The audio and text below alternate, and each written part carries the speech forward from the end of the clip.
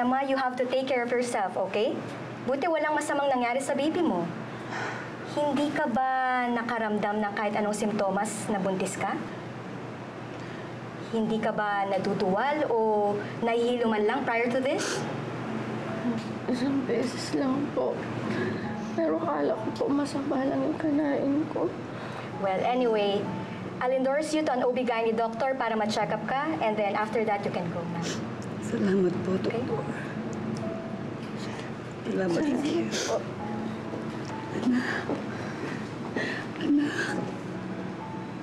Buntis ka ulit, anak. Salamat sa Diyos. Buntis ka ulit. Ito mo yata yung sinasabi ni Austin sa akin sa panaginip. I'll be forever with you, Mommy. Pero may dadating sa inyo that will make you love again. Can you promise me, Mommy? Please leave and be happy kahit wala na po ako. Mahalin niyo po siya, katulad ng pagmamahal niyo po sa akin. Ako, Emma. Matutuwa si Kuya nito. Magiging daddy na siya.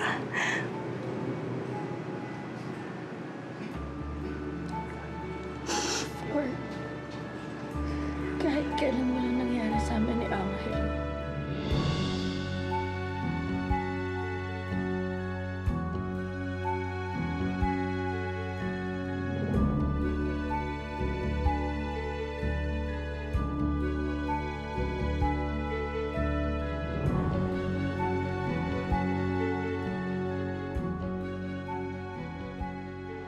Naabot mo yung bata, pero hindi ko hinabutan. Ano ba yan? Nag-CR lang ako. May weird na nangyari sa'yo dito. Hindi kaya minumulto ka? Hospital to eh. So, baka may multo dito. Hindi, maganang naramdaman ko sa batang yun. Actually, sabi nga nila, new life. Pero kung new life to, ano kaya yun? Maliban dun sa pagbubuntis mo. Baka it's about us. Baka kami ng baby mo yung life mo. Baka ang ibig sabihin niyan, kailangan mo nang gumawa ng panibagong buhay at panibagong pamilya. Baka kailangan na natin ituloy yung kasal.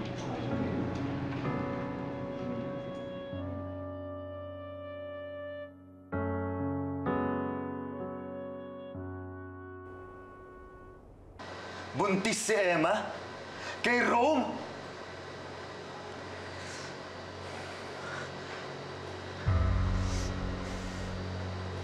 Kailan pa? Ilang buwan na? Alam na ba ito ni Rome? Hindi pa. Pero sabi ng doktor about 8 weeks daw. Tama naman na yan. Tama naman na yan. Sir, po tayo sa... Sabi na umalis ka na eh! Kuya, pasensya ka na. Next week na lang ulit.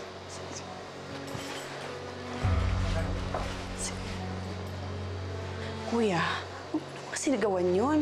Paano pag hindi na bumalik yun? Sanay naman ako hindi binabalikan, di ba? Sanay naman ako iniiwan. Kuya naman, saan ba nanggaling yung mga pinagsasabi mo? Dahil lang ba nabuntis si Emma ni Rome?